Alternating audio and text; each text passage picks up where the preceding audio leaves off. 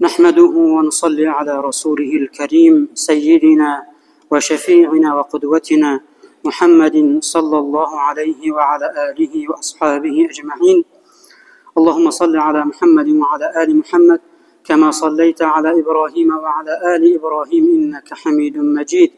اللهم بارك على محمد وعلى آل محمد كما باركت على إبراهيم وعلى آل إبراهيم إنك حميد مجيد. اما بعد، السلام علیکم و رحمت الله تعالی و برکاته. برادران عزیز، نمازگزاران محترم، مهمانان خانه پروردگار، پیش از همه خداوند جل و علا را حمد و سپاس و ستایش و شکر زیاد میگوییم برای همه نعمت‌های زیبا و مفید و با برکتش. خداوند جل و علا را شکر، حمد و سپاس و ستایش زیاد میگوییم که ما را در فضای آرام، در فضای محبت، در فضای اخوت و برادری و صلح و امن و تنجی در این مکان مقدس و در این مکان عبادت ما و شما را جمع آورد. و برادران عزیزم، در این لحظه های اجابت دعا از خداوند جل و علا طلب و امیدوارم که این سرزمین ما و شما، وطن عزیز ما و شما را در پناه عصمت خویشش نگهبان باشد از تمام فتنه ها و بلاها. خداوند این سرزمین، این وطن و تمام مسلمین را در پناه عصمت خویشش نگهبان باشد. سربلندی و عزتمندی و پیشروی دینی و دنیوی این ملت و این سرزمین را همیشگی گرداند. گذشتگان همه ما و شما را رحمت و مغفرت گرداند. قبرهایشان را با نور قرآن منور و روحهایشان را شاد بگرداند. پروردگارا، آنانی که سهم نیک میگذارند، سهم دارند در آبادی و آرامی و تنجی و پیشروی این ملت، این سرزمین، این شهر و این مکان مقدس، پروردگار در عمر و کسب و فرزندان و تجارتشان برکتت را همیشگی بگردان. در پناه عصمت خویشت نگهبان باش. و صلی الله و سلم و بارک علی سیدنا و شفیعنا محمد و علی آله و اصحابه اجمعین.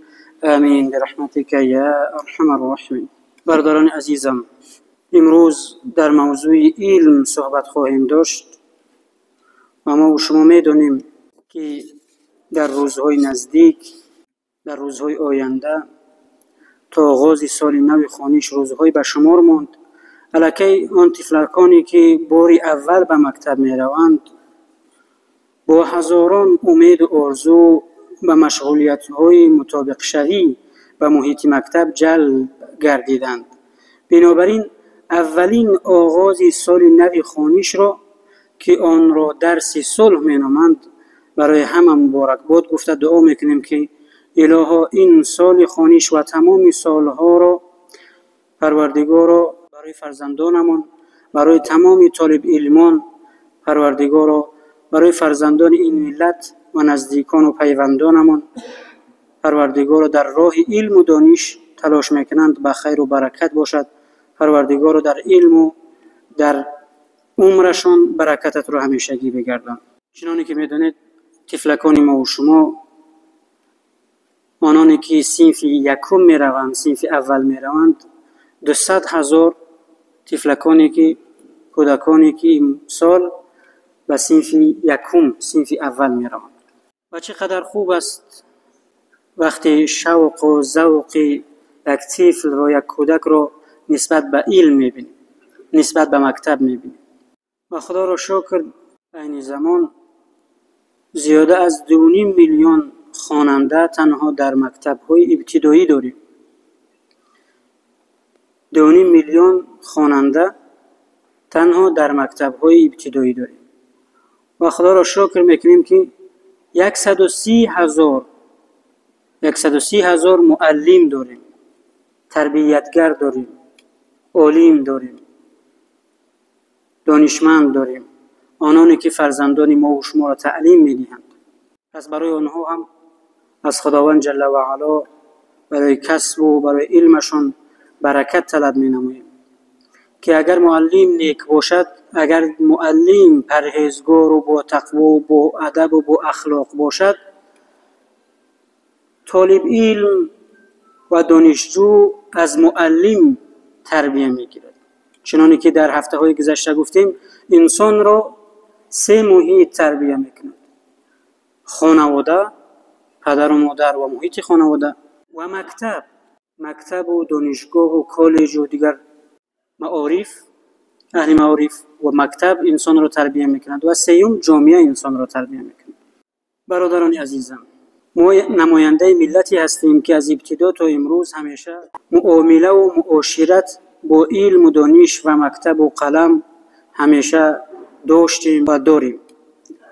ما نماینده ملتی هستیم که هم فرهنگی درخشان، هم دین و مذهبمون همیشه ما را به آموزش دانش راهنمایی میکند. همچون یک مسلمان همین یک افتخار و همین یک مسئولیت کافی است که بگوییم اولین آیات نازل شده از قرآن کریم که سوره علق است، سوره اقرا است، خداوند جل و علا میگوید که بخوان، اقرا. دین پاک ما و شما، این دین اسلام، اولین آیت هایی که نازل شد درباره خواندن و نوشتن و فهمیدن و عمل کردن است. برادران عزیزم، پس پیش از زکات، پیش از نماز، پیش از روزه، پیش از حج، پیش از دیگر حکم ها، اول حکم خواندن و حکم فهمیدن و دانستن و عمل کردن و زندگی را با برکت کردن است. خداوند جل و علا در اولین آیات قرآن به پیامبر خود صلی الله علیه و سلم نگفت که نماز گذار، نگفت که روزه بگذار، نگفت که سایر عبادت دیگر را انجام بده، اما دستور داد که بخوان. اعوذ بالله من الشیطان الرجیم، بسم الله الرحمن الرحیم، اقرأ باسم ربک الذی خلق.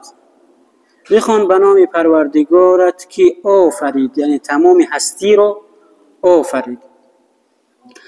برادران عزیزم، ملت ما اگر در طول تاریخ دراز مرزهای تاریخیش را باخته است، از جبر تاریخ ثروت‌های مادی‌اش را از دست داده است، در نتیجه اشغال بیگانگان خانه و در و اجدادش را از دست داده است، اما فطرت ذاتی این ملت را کسی از او گرفته نمیتواند. ما چقدر بزرگانی داریم، چقدر اولیانی داریم، صحابگان داریم، تابعین داریم.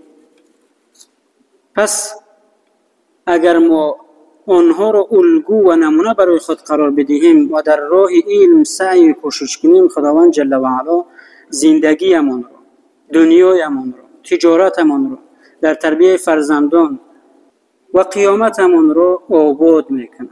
یکی از دوستان خداوند میگوید اذا اردت الدنیا فعلیک بالعلم.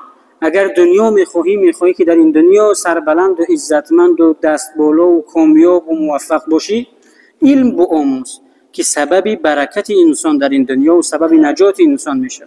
و اذا اردت الاخره، ای جوان مرد، ای مسلمان، اگر آخرت میخواهی، اگر رضای پروردگار جل و علا میخواهی، اگر جنت میخواهی، پس علم بیاموز. اذا اردت الاخره فعلیک بالعلم و اذا اردتهما معا، اگر هر دو رو میخواهی هم در این دنیا سرفراز و دست بالا و کامیاب و موفق باشی و هم در آخرت رضاگی پروردگار جل و علا رو به دست داشته باشی. خداوند جل و علا در قرآن میگه احترام به مقدسات اسلام، این احترام به خداوند جل و علا است.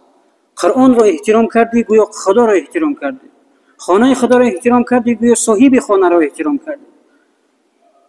بیاید بگذاره تمام همین وقت‌هایمان را خداوند برای ما و شما داد، از هر خیلی که می‌خواهیم به منفعت خود، به منفعت دنیا و آخرت استفاده بریم. اما میگه وقتی که به خانه من آمدید مرا یاد کنید. دیگر صحبت‌های دنیایی بلند گفتن و تشویش کردن دیگران اصلا جایز نیست. و همچنین خداوند جل و علا در سوره قلم می‌فرماید اعوذ بالله من الشیطان الرجیم نون والقلم و ما یسطرون. نون، سوگند به قلم و آن چی که می نویسد. پس ببینیم به هر کسی که خداوند جل و علا ایمان و تقوا و پرهیزگاری و دوستی با او نصیب شده است، و آنانی که علم دادند در این دنیا چقدر درجات و مقام و منزلت زیاد و برکات زیاد به آنها داده است. خداوند جل و علا در سوره مجادله آیت 11 می‌فرماید اعوذ بالله من الشیطان الرجیم یرفع الله الذین آمنوا منکم والذین اوتوا العلم درجات والله بما تعملون خبیر. صدق الله العظیم.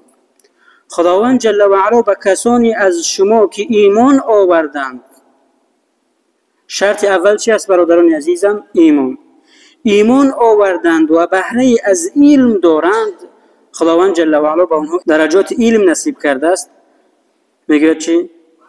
اوتوا العلم درجات، به آنها درجات و مقام و مکانی بزرگی میبخشد. و در سوره زمر آیت 9 خداوند جل و علا میفرماید قل هل يستوي الذين يعلمون والذين لا يعلمون انما يتذكر اولو الالباب. بگو ای محمد صلی الله علیه و سلم، آیا کسانی که میدانند، آیا کسانی که وظیفه خود را در قبال خداوند جل و علا میدانند با کسانی که چنان چیزی را نمیدانند برابرند و یکسانند؟ یعنی آنانی که علم دارند، خداشناسی دارند، تقوا و پرهیزگاری دارند و آنانی که هیچ علم و هیچ خرد و هیچ پند و نگرفتند، هیچ تربیت نگرفتند، آیا این هر دو یکسانند؟ خداوند به شما سوال میکند. انما یتذکر اولو الالباب، هرگز تنها خردمندان تشخیص میدهند، پند میگیرند و اندرز میگیرند. تنها خردمندان فرقی اینان را با آنان تشخیص میدهند و از آن پند و اندرز میگیرند. پس برادران گرامی، همون ملتی سربلند و کامیاب و موفق و دست بالا و عزتمند است در این دنیا که علم می‌آموزد، کتاب می‌خواند، کتاب دارد، در برابر آن عمل می‌کند به دانسته‌هایش. آبروی ملت‌ها از چی است؟ از استحصالات آنها است، از پیشروی آنها است، از تکنولوژی آنها است، از رونق علمی آنها است. آنانی که به کیهان رفتند، به ماه رفتند، به سیاره ها رفتند، این از چی نصیبشان شد؟ از علم. علم است که مقام انسان، جایگاه انسان را بالا می‌بردارد. علم است که انسان را کامیاب و موفق می‌کند. ما در هفته‌های گذشته گفتیم که خداوند جل و علا خود به پیامبرش تعلیم می‌دهد، دعا گفتن را تعلیم می‌دهد. در سوره طه آیت 114 هم خداوند جل و علا میگه وقل رب زدنی علما، و بگو پروردگارا دانشم را بیافزون. و خداوند جل و علا میگه و ما اوتیتم من العلم الا قلیلا، سوره اسراء آیت 85.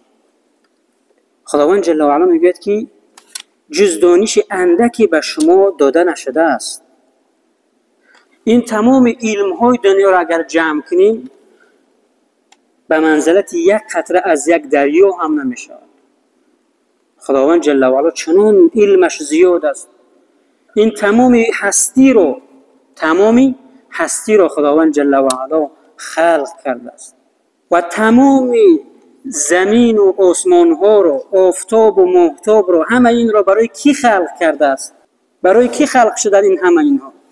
این قدر مخلوقات بزرگی خداوند جل و علا، این روز و شب، آفتاب و ماهتاب، این سیاره ها، این کائنات، این مخلوقات، این دنیا، همه به خاطر انسان خلق شده. انسانی که میداند، خدا را میشناسد، زندگی نامه پیامبرش را میداند، رحم و شفقت پیامبرش را میداند،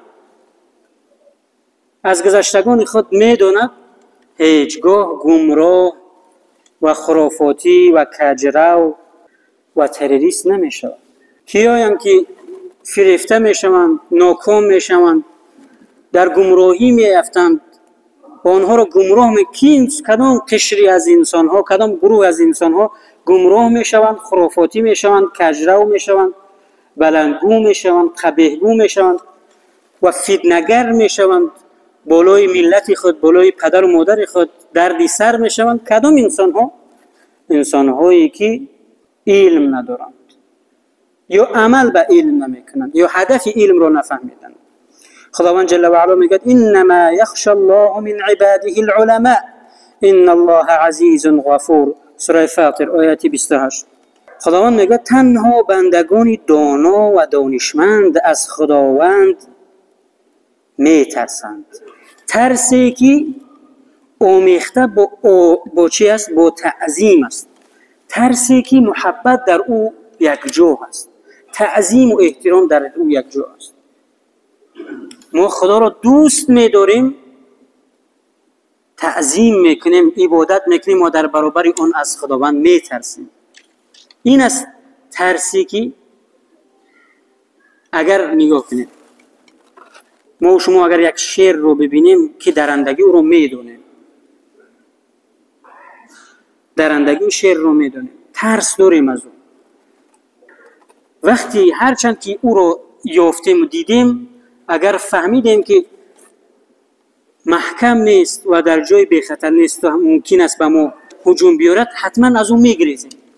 دیگر ترس ها از ترس خداوند جل و علا فرق میکنه.